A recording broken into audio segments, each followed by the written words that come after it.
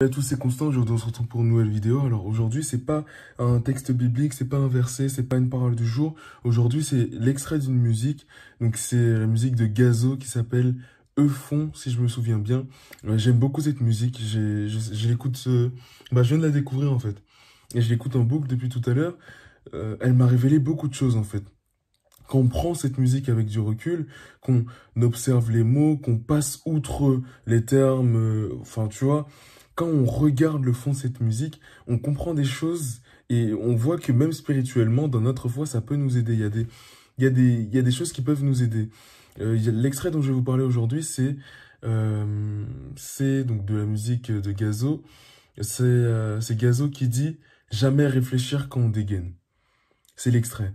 Et vous allez vous foutre de ma gueule, mais moi je trouve que ça en dit long sur le péché, ça en dit long sur notre vie, ça en dit long sur tout un tas de choses. Et ça peut nous aider à mieux vivre notre foi.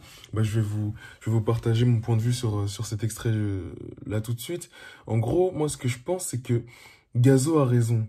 Jamais réfléchir quand on dégaine. En gros, jamais réfléchir quand on veut tuer quelqu'un. Jamais réfléchir quand on sort son arme tu vois, pour mitrailler, pour porter atteinte à la vie d'une autre personne. Prendre ce droit sur l'existence, sur la vie. Et il a raison dans le sens où si tu prends conscience que ce que tu es en train de faire, et c'est, comment dire, si tu prends conscience rien du fait de ce que tu es en train de faire, ça peut toi te tuer. Tu viens de porter atteinte à la vie d'une autre personne. Tu viens de tuer quelqu'un comme, tu vois, je sais pas comment l'expliquer, mais tuer quelqu'un, c'est comme si, quand on en prend conscience, qu'on a conscience de toutes les dimensions de cet acte-là, ça peut nous tuer aussi mentalement. Et je pense que c'est tout l'enjeu de notre vie, prendre conscience du péché. Parce que à cause de notre inconscience, tu vois, on pêche trop facilement, on pêche trop aisément. Tu vois ce que je veux dire? Jamais réfléchir quand on dégaine. Jamais prendre conscience quand on dégaine. Jamais... c'est comme si le malin nous disait, ne prends pas conscience de ce que tu es en train de faire, nous endormir, nous enlever de la conscience, nous enlever de la conscience, nous endormir pour que nous puissions pécher plus facilement. Tu vois ce que je veux dire? Et je pense que ouais, ça en dit long sur le péché, sur notre vie de manière générale, qui consiste à, comme le Seigneur le dit, rester éveillé. Tu vois ce que je veux dire? C'est-à-dire que si tu regardes ce texte-là, déjà il a raison, certes, et oui, si tu prends conscience de tous les péchés que tu es en train de faire, mais déjà, ça peut te tuer, en fait. Si tu prends conscience à chaque fois que tu pêches de toutes les dimensions de ce que tu es en train de faire, en tout cas à autrui ou à toi-même, bah oui, ça peut te tuer. Parce que tu dis, mais je suis en train de me détruire. Vraiment, tu répètes ça, tu te répètes ça, mais je suis en train de me détruire. En tuant cette personne, en péchant, en faisant ça, eh bien, je peux me détruire. Après, là, je distingue deux types de péchés. Il y a les péchés véniels qui eux, ne portent pas atteinte à notre vie. Les péchés mortuaires, mortels. Je suis désolé, j'ai pas les termes. Mais en tout cas, moi, je distingue deux dimensions de péché. Et dans cette deuxième dimension-là de péché qui tue réellement l'homme, il y a tuer un autre homme, il y a tout un tas de choses que l'on fait dans notre vie, que l'on fait, qu'on a déjà pratiqué au moins une fois, qu'on fait même habituellement, quotidiennement.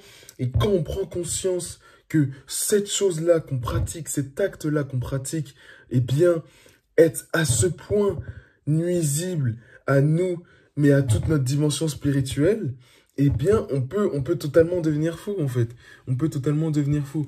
Et donc voilà, c'est juste le point de vue que je voulais partager. Ce point de vue que je voulais partager avec vous. Cet aspect d'inconscience dans le péché.